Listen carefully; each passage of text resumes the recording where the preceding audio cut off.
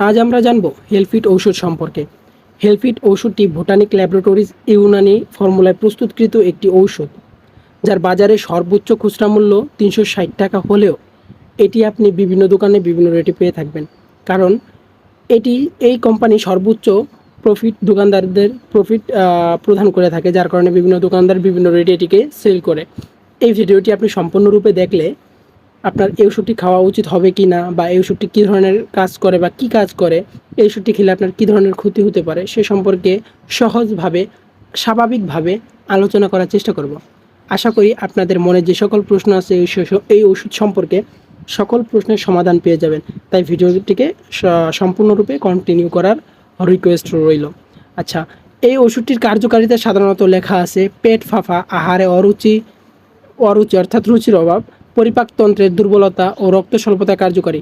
এটা গায়ে লেখা থাকলেও এটি মূলত কাজ করে হচ্ছে আপনার আমাদের স্বাভাবিক ভাষায় যদি আপনাকে বোঝানোর চেষ্টা করি, এটি যখন আপনি প্রথম খাবেন তখন আপনার শরীর স্বাস্থ্য আগে আপনি যদি চিকন হয়ে থাকেন হঠাৎ করে খুব দ্রুত মোটা হয়ে যাবেন, আপনার হঠাৎ করে খাওয়া দাওয়ার রুচি বেড়ে যাবে।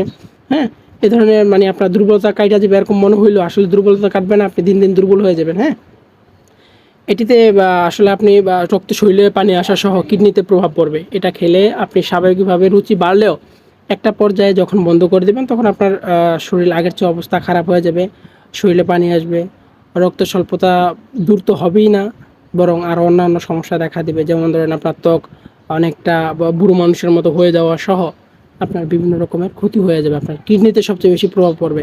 কখনো আপনারা ডাক্তারের প্রেসক্রিপশনে হেলফিট লেখা পাবেন না, কারণ ডাক্তাররা কখনো এই ধরনের ওষুধগুলো লেখে না।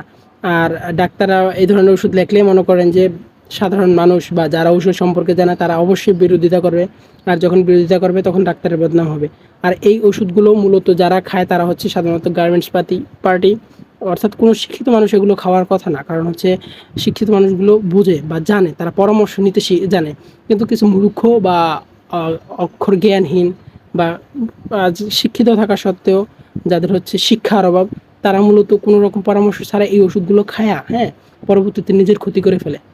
আমি এমনও লোক দেখছি যারা হচ্ছে এই ওষুধগুলো খেয়ে কান্নাও করে দিছে।